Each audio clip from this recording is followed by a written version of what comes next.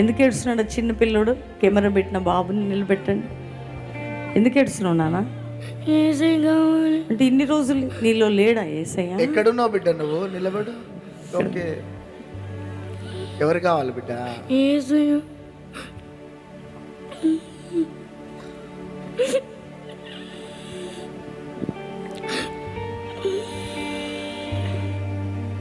ఇట్రా.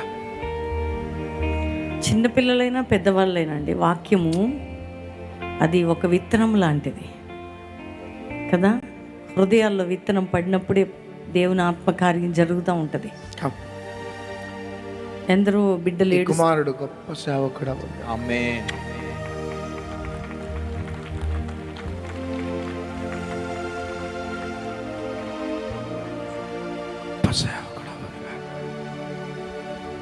ఎవరు కావాలి?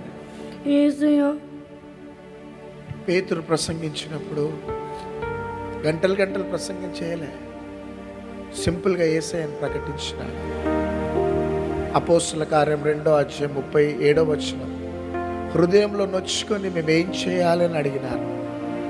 ఈ అంత్య దినాలలో, చివరి రోజులలో పరిశుద్ధాత్మ దేవుడు అనేకులని క్రీస్తు వైపు ఆకర్షించుకుంటున్న దినాలు.